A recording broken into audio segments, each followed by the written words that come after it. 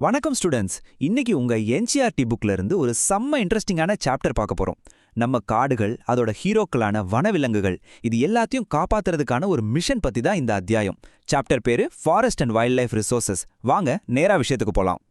Okay, இந்த முழு சாப்டரையும் புரிஞ்சுக்கிறதுக்கு ஒரே ஒரு முக்கியமான ஐடியாவை நாம முதல்ல கிளியரா புரிஞ்சுக்கணும். அது பேர் தான் பயோடைவர்சிட்டி. அது என்னது? வாங்க பார்க்கலாம். இந்த கான்செப்டை ரொம்ப சிம்பிளா புரிஞ்சுக்க நம்ம கிரிக்கெட் டீம் எடுத்துக்கலாம். ஒரு மேட்ச் ஜெயிக்க அந்த 11 பேருமே முக்கியம் இல்லையா? ஒருத்தர் சொதப்பனாலும் டீம் தோத்துடும். அதே லாஜிக் தான் நம்ம பூமிக்கும். இங்க லட்சக்கணக்கான பிளேயர்ஸ் இருக்காங்க, அதாவது உயிரினங்கள். எல்லாம் கரெக்டா இருந்தாதான் நம்ம பிளானட் அன்னோ டீம் ஒர்க் ஆகும். சரி, எக்ஸாம் பாயிண்ட் ஆஃப் வியூல இந்த டெக்னிக்கல் டெஃபினிஷன் ரொம்ப முக்கியம். அப்படியே நோட் பண்ணிக்கோங்க. Biodiversity or biological diversity is immensely rich in wildlife and cultivated species, diverse in form and function, but closely integrated in a system through a multiple network of interdependencies.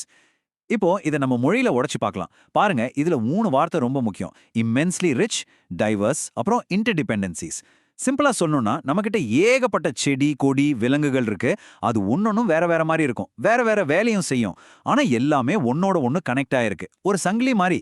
இதுதான் அந்த இன்டர்டிபெண்டன்சிஸ்ங்கிறது, ஒன்னே ஒன்னு சார்ந்து இருக்கிறது. அப்போ இதுல நாம எங்க வரும்னு கேட்டீங்கன்னா, இந்த பெரிய நெட்வொர்க்ல நாமளும் ஒரு சின்ன பார்ட் தான். நாம மூச்சு விடுற காத்து, குடிக்கிற தண்ணி, சாப்பிட்றதுக்கு தேவையான மண்ணு, இது எல்லாத்தையும் உருவாக்குறது, சுத்தம் பண்றது எல்லாமே இந்த செடிகளும் விலங்குகளும் தான். சோ பாட்டம் லைன் என்னன்னா, அவங்க இல்லாம நாம இல்ல. இவ்வளவுதான் விஷயம். சரி, இப்போ எக்ஸாம்ல 2 மார்க்ஸ்ல கேட்டா என்ன எழுதுவீங்க? அதுக்கு தான் இந்த எக்ஸாம் டிப். இதை அப்படியே மனப்பாடம் பண்ணிக்கோங்க. Biodiversity is the complex web of all life that acts as a basic life support system. அவ்வளவுதான், நம்ம உயிர் வாழறதுக்கு ஆதாரமா இருக்கிற ஒரு பெரிய வலைப்பின்னல். இதை எழுதினாலே ஃபுல் மார்க்ஸ். ஓகே, இப்போ பயோடைவர்சிட்டி இவ்ளோ முக்கியம்னு தெரிஞ்சிடுச்சு. அப்போ இதை காப்பாற்ற வேண்டாமா? நம்ம அரசாங்கம் என்னதான் பண்ணிருக்காங்க, அவங்களோட கேம் பிளான் என்னன்னு செக் பண்ணலாம் வாங்க. இந்த டைம்லைனை பாருங்க. 1960கள்லயே கன்சர்வேஷனிஸ்ட்லாம் சத்தம் போட ஆரம்பிச்சிட்டாங்க. அதோட ரிசல்ட் தான் 1972ல வந்து இந்த முக்கியமான சட்டம், தி Indian wild life protection act. இது ஒரு பயங்கர பவர்ஃபுல்லான சட்டம். இதோட மெயின் கோல் என்னன்னா, விலங்குகளோட வீடான காடுகளை பாதுகாக்கிறது, வேட்டையாடுறதை நிறுத்துறது, இல்லீகலா விலங்கு பாகங்களை விற்கிறத தடை பண்றது. அதுக்கப்புறம் பாருங்க, 1973ல ப்ராஜெக்ட் டைகர், அப்புறம் 80ஸ்ல சின்ன சின்ன பூச்சிகள் கூட இந்த லிஸ்ட்ல வந்துச்சு. 1991ல முதல் முறையா செடிகளையும் அந்த பாதுகாப்பு வளையத்துக்குள்ள கொண்டு வந்தாங்க.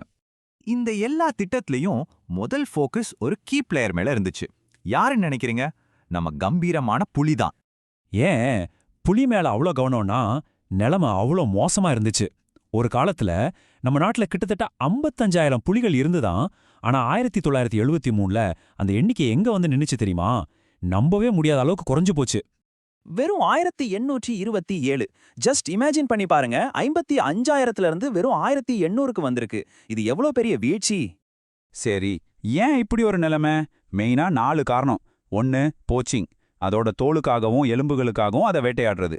2வது, ஷ்ரிங்கிங் ஹேபிடேட், காடுகள் அழிஞ்சா அது எங்க வாழும். 3வது, அதுக்கு தேவையான உணவு, அதாவது மான் மாதிரியான விலங்குகள் குறைஞ்சது. 4வது, நம்ம ஜனத்தொகை அதிகமாகிக்கிட்டே போனது.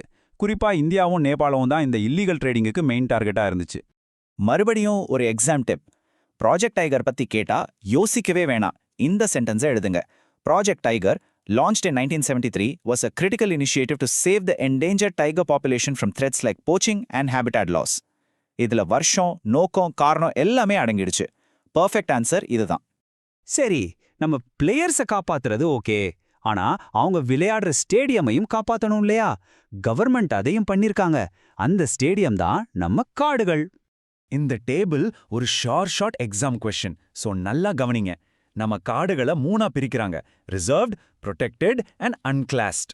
இது எப்படி ஈஸியா ஞாபகம் வச்சுக்கலாம்னா, ரிசர்வ்டுன்னா விஐபி ஓன்லி ஏரியா மாதிரி, ரொம்ப ரொம்ப மதிப்புமிக்க காடுகள். அதனால தான் மொத்த காட்டுல பாதிக்கு மேல இதுதான். ப்ரொடெக்டட்னா செக்யூரிட்டி கார்டு போட்ட ஏரியா மாதிரி, அதாவது மேற்கொண்டு யாரும் இதை சேதப்படுத்தாம பார்த்துப்பாங்க. இது கிட்டத்தட்ட 3ல ஒரு பங்கு.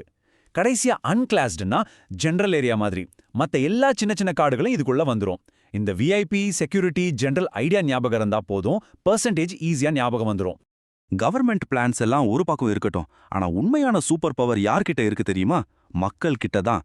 நம்ம ஊர் மக்களே எப்படி சூப்பர் ஹீரோவா மாறி இயற்கையை காப்பாத்துறாங்கன்னு இப்போ பார்க்கலாம். இந்த படத்தை பாருங்க. இதுதான் உலக புகழ்பெற்ற சிப்கோ மூவ்மெண்டோட இதயம்.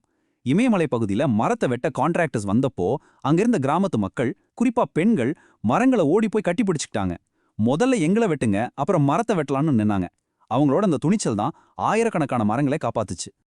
அடுத்தது JFM, அதாவது ஜாயிண்ட் ஃபாரஸ்ட் மேனேஜ்மெண்ட். இது ரொம்ப சிம்பிளான கான்செப்ட். ஒரு டீம் ஒர்க் மாதிரி. கவர்மெண்ட்டும் அந்தந்த ஊர் கிராம மக்களும் பார்ட்னர்ஸ் ஆயிடுவாங்க. மக்கள் என்ன பண்ணுவாங்க?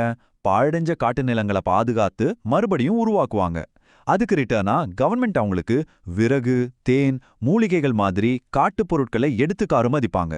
சோ காட்டுக்கும் நல்லது, மக்களுக்கும் நல்லது. ஒரு சூப்பரான வின் வின் டீல். நம்ம ஊர்ல கோயில்ல ஸ்தல விருட்சம் சொல்லி ஒரு மரத்தை சாமியா கும்பிடுவோம் இல்லையா? அதே மாதிரி தான் இதுவும். சில காட்டு பகுதிகளை அங்க இருக்கிற மக்கள் அவங்களோட குலதெய்வத்தோட இடமா நினைப்பாங்க. அந்த காட்டுக்குள்ள யாருமே போக மாட்டாங்க, ஒரு சின்ன இலைய கூட பறிக்க மாட்டாங்க. இப்படி பக்தியாலையும் நம்பிக்கையாலையும் பாதுகாக்கப்படுற காடுகள் தான் சேக்ரெட் க்ரோவ்ஸ். இப்போ இதோட டெக்னிக்கல் டெஃபினிஷனை பாருங்க. Patches of forest dedicated to local deities or ancestral spirits left untouched by the local people where any interference is banned. இந்த மாதிரி இயற்கையை வழிபடுற பழக்கம் இந்தியா முழுக்கவே இருக்கு. வாங்க ஒரு குட்டி கல்ச்சுரல் டூர் போயிட்டு வரலாம். ஜார்க்கண்ட்ல முண்டா சந்தால் மக்கள் மஹுவா கடம்பா மரங்களை கும்பிடுறாங்க. ஒடிஷா, பீகார்ல கல்யாணத்துல புளிய மரத்தையும் மாமரத்தையும் வழிபடுறாங்க. ராஜஸ்தான்ல பிஷ்னோய் மக்கள் கலைமானையும் மயிலையும் தன்னோட குழந்தை மாதிரி பாத்துக்கிறாங்க. நம்ம ஊர்கள்லயே பல கோவில்ல குரங்குகளுக்கு சாப்பாடு போட்டு அதே ஒரு தெய்வமா பாக்குறோம். இது எல்லாமே நம்ம கலாச்சாரத்துல இயற்கை எவ்வளவு முக்கியம்னு காட்டுது. கௌதம புத்தரோட இந்த வார்த்தைகளை கேளுங்க. மரம் ஒரு விசித்திரமான எல்லையற்ற கருணை கொண்ட உயிரினம். தன்னை வெட்ட வர்றவனுக்கும் அது நிழல் கொடுக்கும். யோசிச்சு பாருங்க, இயற்கை எவ்ளோ தன்னலமற்றது.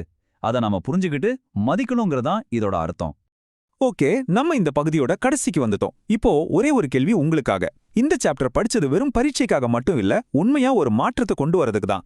சோ இன்னைக்கு இப்போ உங்களை சுத்தி இருக்கிற இயற்கையை பாதுகாக்க நீங்க என்ன ஒரு சின்ன விஷயத்த ஆரம்பிக்க போறீங்க? ஒரு மரம் நடுறதா இருக்கலாம், இல்ல பிளாஸ்டிக்கை குறைக்கிறதா இருக்கலாம். எதுவா இருந்தாலும் சரி, சின்னதா ஆரம்பிங்க. உங்க சின்ன ஸ்டெப் தான் நாளைக்கு ஒரு பெரிய மாற்றத்தை உருவாக்கும். யோசிங்க, கண்டிப்பா செயல்ல காட்டுங்க. அடுத்த பகுதியில சந்திக்கலாம்.